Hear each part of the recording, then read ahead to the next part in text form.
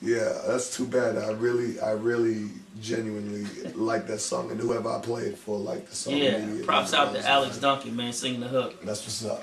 Um, an earlier project, the Oh God. Platinum album, DAWG. My favorite songs on there. I mean, this to me is one of the deepest albums I've heard from you. Yeah. You start off with No More Tears, or when you're talking about your woman, your baby's mama. You go into Shackles. There's a lot of personal stuff on here. Why don't you tell us a little about this? And Sexton's on here too. That record is crazy because I was going to throw that record in the garbage. That was just a whole bunch of records I was just recording at a lab out of Berrien, Mike Overbeck Studios.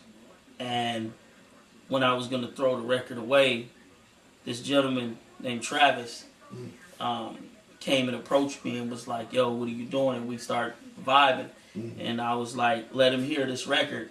And I said, yeah, but I ain't really feeling this record. And he's like, what do you mean you ain't feeling that record?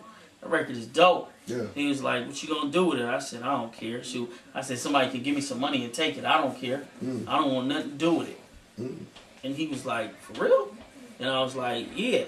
And he was like, well, first of all, how I built the record is I signed to this label, Dynasty Records, which was a group out here called Central Dynasty. They came together and put some money up and started a label, and they ran out of money.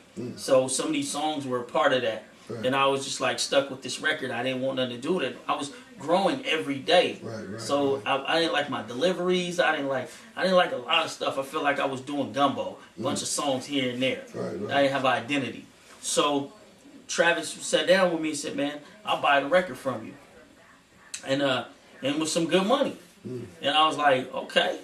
Well, let's do the deal. He agreed to the deal. We inked the deal, but the deal was after a certain amount of copies, I'll come back on and get a percentage. Well, when he got the record, Travis was a hustler. QD3 somehow got a hold of this record and was interested in buying the record, putting it out. So QD3 was like, man, what's up with the artist? Travis was like, well, I bought the record from him. I don't have him. He's not on my label. He's like, man, we can't put a record out without an artist. And he offered him $250,000 for the record. Yeah. But by this time, I had signed a deal with a label out of LA called Epicurean. So now they need the artist to the musical CD, and they don't have it. So they want to come get me. So Travis called me. He's like, yo, I can put some more money in your pocket. I got this situation. And I said, man, that's going to be hard. And he said, man, try to see if you can get out of it. We can buy you out your contract. And I said, okay, well, let me call the label. And called the label, and the label was like, nah, we're not doing that. They didn't want to let me go. So I said, Trav, they're not doing it. He's like, man. Well, so then QD3 got on the phone and was like, well, we can probably do some videos, and we can use you and pay them per project or whatever per single. And then they wasn't feeling that. So then it was like, well, would you mind if somebody else did the record over or whatever? I said, I don't care. You know what you guys do with the record. Yeah. And Trav lost that deal. So he was like, forget it. He was determined, I'm going to put this record out.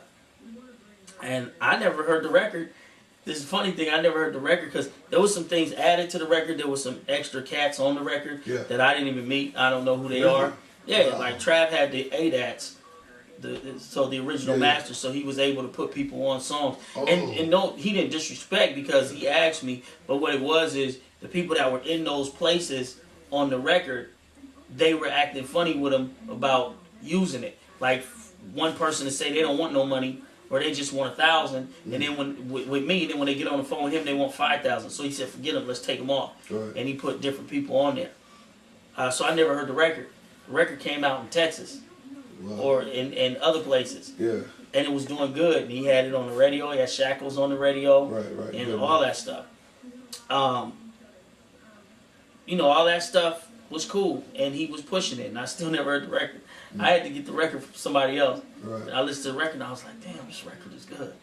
Some of the songs on there, even to this day, I go on YouTube and listen to them. And I say, wow, I should have just really buckled down and did this deal different and really worked this record. Like right now, I want to put a greatest they're not the greatest, but E-Dawg unreleased or things you might not have heard about E-Dawg, Right. and use some of these songs. But respectfully, this is his record, so I would never step on his toes and do that. Right.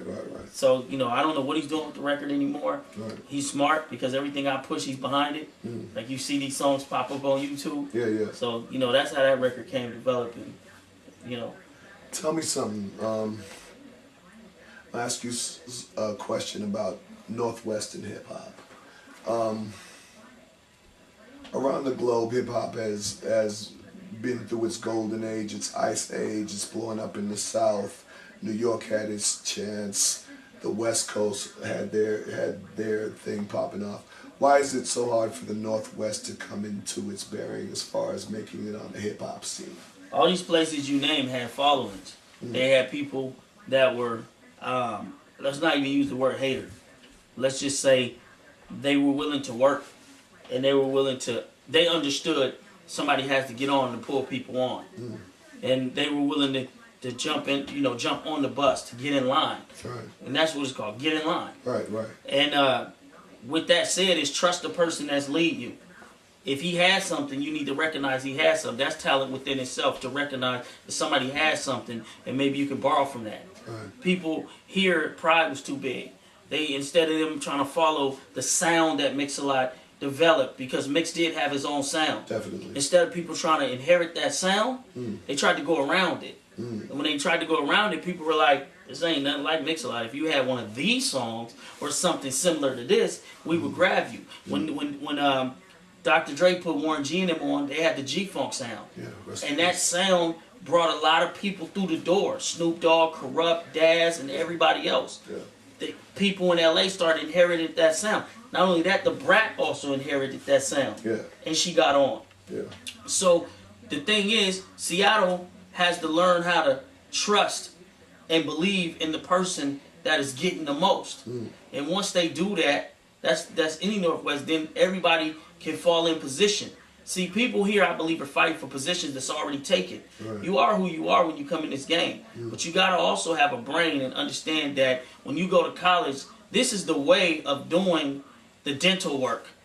Now, once you get it, then you can develop the new system to do the dentures or whatever, the fillings a whole different way. Right. But the bottom line is you got to have that license to be able to do that, or they're not going to allow you to do it. Right. So I'm not saying sell out, get in.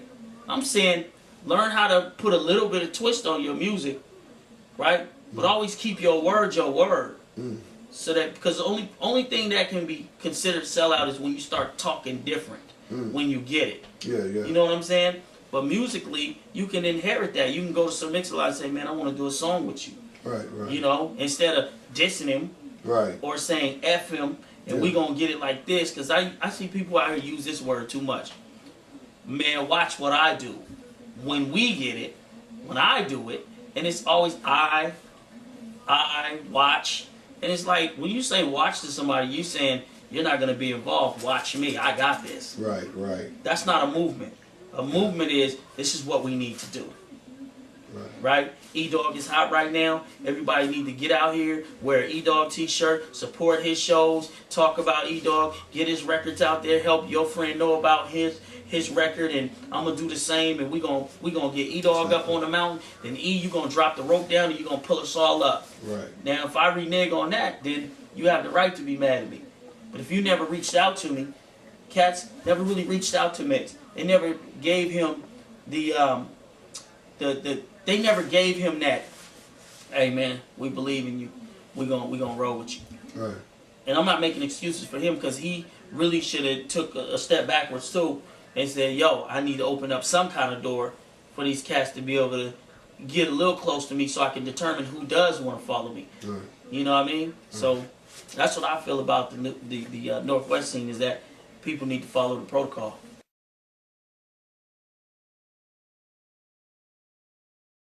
Well, we went through some deep topics.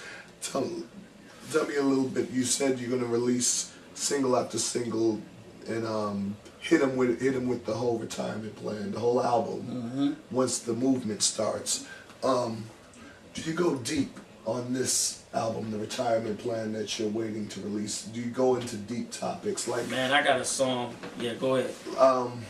my favorite artists as far as deep poetry in their music and really feeling them is obviously Tupac and obviously Scarface as far as the depth of their lyrics.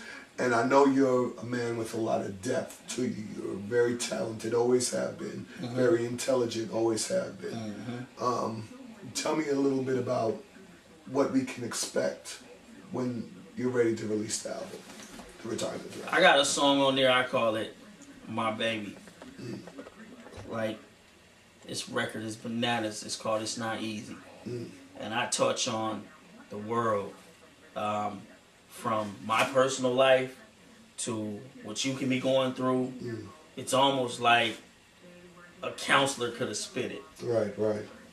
And it's not easy in different situations. It's not easy in the music industry no more. People don't buy me like they used to. People take advantage of me. People got 100 songs in their iPod and only listen to me once. I'm speaking like if I'm the music complaining. Right? And I got It's Not Easy being us. Meaning that it's hard to go put gas in your car and you ain't got no money in the bank and the gas prices are high and you're losing your people in your family easier than it used to be and all kinds of things. But I'm speaking as us. So the second verse is us. Third verse is music. The first verse is me. And I touch on topics of my personal life. Me going into foreclosure, losing my home. My wife seeing the notice, but me trying to hide it. And, so forth. But, so I talk about everything personal, and I don't have no problem with it. It feels good, and this record feels good to me. And that's why I'm releasing Dip, and then I release Cars That Go Boom, and then Rocket Ship. But I'm saving that because that's the one that I'm calling my nail in the coffin. Right. Like, I know, I've heard it from so many people, like, man, that song is deep. Even people that I didn't expect to like that type of music, how I did it, because it's a pop record. Right? So, and that record's timeless. I'm not worried about it getting old. I'm sitting back going, just watch this. Yes. Right? So, far as, that, yeah. But there's some things on the record that I want to change, too. That because I've grown in the past 3-4 months too, that I start going out in the clubs a little bit more. I start seeing people and seeing different things and visions. So it's like Pac. Pac was he wasn't just a great storyteller, but he talked about things he lived out, where he's seen other people's go through. That's why people were so connected to him, because they feel like they know what he's talking about. And that record, Retirement Plan, is on that level.